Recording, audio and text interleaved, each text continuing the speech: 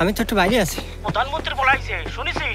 জনপ্রিয় শাটিকাপ নির্মাতা তাওকির ইসলাম ও তার টিম এবার নির্মাণ করলেন দেলুপি সিনেমা। এই সিনেমার একাংশ টাকা চলে যাচ্ছে করাইল বস্তিতে আগুনে বাস্তুহারা মানুষের কাছে। বাংলাদেশের গুরুত্বপূর্ণ রাজনৈতিক পালাবদলের সিনেমা দেলুপি। যারা একটা ভালো গল্প নিয়ে আলোচনা করতে গেলে প্রথমেই বাজেটের অজুহাত তুলেন, বাজেট দিয়ে যাদের বড় স্বপ্নের সিনেমার কথা শুরু হয় তাদের চোখে আঙুল দিয়ে দেলুপি দেখিয়ে দিল বাজেট থাকলে সব হয়, তবে বাজেটের আগে থাকতে হয় ঝকঝকে একটা গল্প, যেখানে চরিত্র কথা বলে ওঠার পাশাপাশি গল্প নিজেই কথা বলতে শুরু করে। এর সঙ্গে যুক্ত হয়েছে এই চলচ্চিত্রের লোকেশন। এখানে একটি নির্দিষ্ট জনপদই একটা চলচ্চিত্রের প্রধান বিষয় হয়ে উঠেছে, যেই সিনেমাতে প্রধান চরিত্র সেই জনপদের মানুষেরা।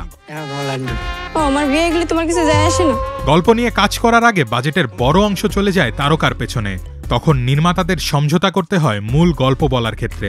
শেষ পর্যন্ত তারকার নাম হয়, গল্প চলে যায় আড়ালে। অথচ দেলুপি এখানেই অনন্য।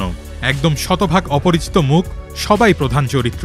প্রত্যেক চরিত্রের দিকে দর্শকদের ঝোঁক থাকে গভীর। প্রথাগত অনেক সিস্টেমকেই সরিয়ে দিয়ে নিজের ডেডিকেশনকে জয়ী করে দেখিয়ে দিয়েছে দেলুপি।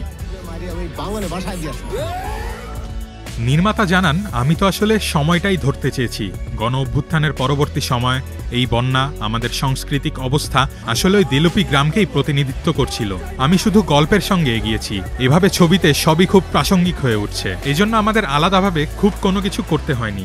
আমরা কিছু আলাদাভাবে পুশ করতে চাইনি। জাজমেন্টাল না হয়ে সময়টাকে, পরিস্থিতিটাকে যেন সরলভাবে বলা যায় সে চেষ্টাই করেছি।